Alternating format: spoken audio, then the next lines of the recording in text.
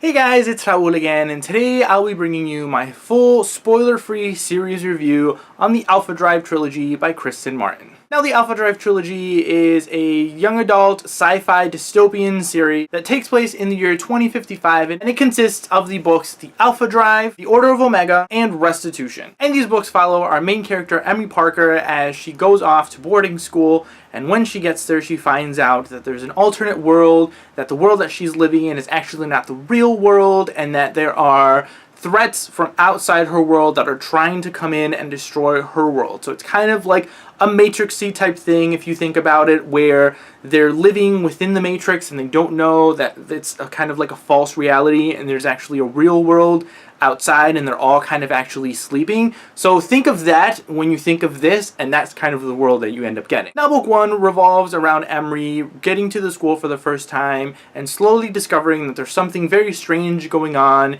and quickly finds out about this alternate world, and she starts getting trained within this group of people called the Alpha Drive that are going to kind of try and stop these other people from destroying their world. So within book one, you get a lot of world building and a lot of kind of establishing the characters as they are. I know the author had mentioned before that book one started off as a contemporary, so you can kind of see some of those influences with contemporary, because there are a lot of things that happen within book one that are more based on the characters and the relationships that Emily Parker has with like her roommate, her ex-boyfriend, and this new boy, and you can see those influences within like the interactions and the things that are going on. So book one definitely focuses more on these characters and on these things that are going on with them, rather than the whole bigger issue of this alternate world. Now, this is probably my least favorite thing about this, was the fact that there was so much focus on these characters and everything, which is a good thing because they're developing the characters,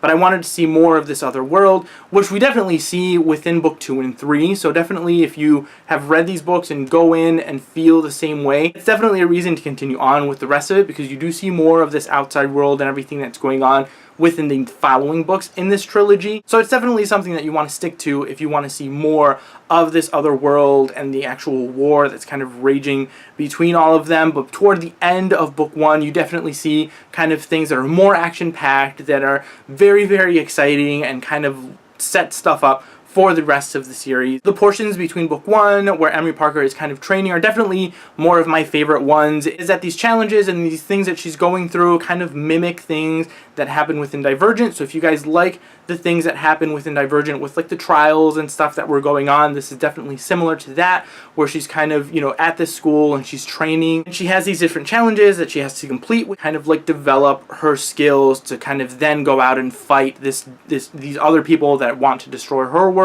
So that ends up being kind of the basic premise of book one. Moving on to book two, you definitely have something that is definitely more well developed than book one, because at this point you already have these characters established. You've already gone through all of these things in book one with their development and their relationships and kind of the things that are happening within them as people, and you have these better established characters that are now actually going into this world that you wanted to see in book one but are now seeing in book two. So this is definitely a step up from book one when it comes to the plot and the development of this world and everything that's going on. I absolutely loved that in book two we get to go back to different things that happened in book one. There are different kind of Easter eggs and things that the author foreshadows within book one that you don't really give much importance to and you don't think are going to really do anything within the rest of the series. But then in book two, you actually end up going back and realizing that a lot of these smaller kind of Easter eggy things within book one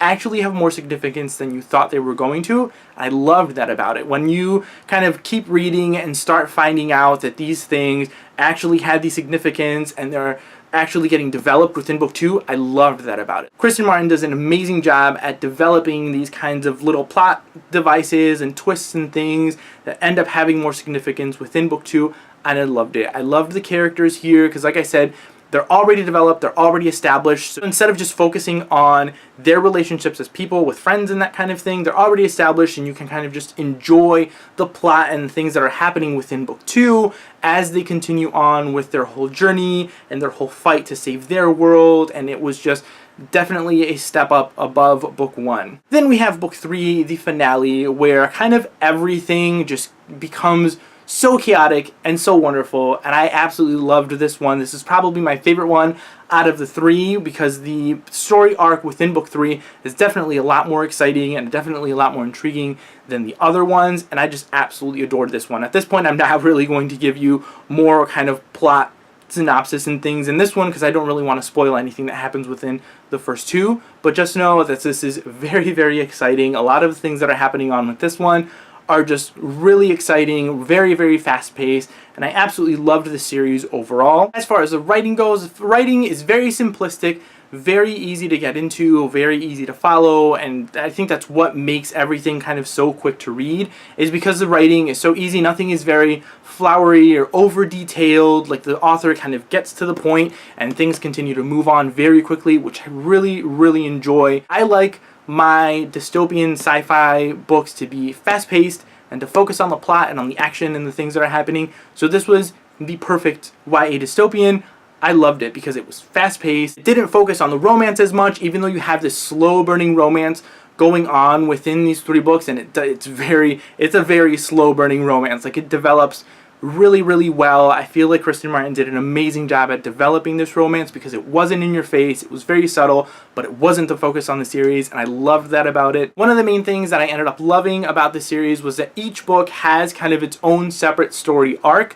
So you do have to read them in order because there are things that connect from book to book and storylines and stuff that kind of continue on within all 3 books. So you definitely have to read them in order, but they all have its separate main story arc, which I really enjoyed because you get a start and finish, and each one end up on kind of cliffhangers. Neither of these books felt like fillers. I know a lot of trilogies kind of tend to have book 2 as a filler and a bridge book between book 1 and 3, but these did not feel like that at all. Like, if you guys are worried about, you know, sci-fi dystopian trilogies having that filler book in the middle, this is definitely one you don't have to worry about. They all have, like I said, their own separate story arcs. They just kind of all wrap up really, really well, and I ended up absolutely adoring this one. Book 1 was probably the fastest one I read, even though it was my least favorite out of the 3. I still gave it a 3.5. I still absolutely loved it, and it's one that I actually ended up reading in like 2 sittings. Like, with my busy schedule, working full-time and everything, I still managed to get through this one in 2 sittings, and I absolutely loved it. It was super fast-paced and everything, and I felt like I was just intrigued with the characters, even though I wanted to see more of the outside world within this one.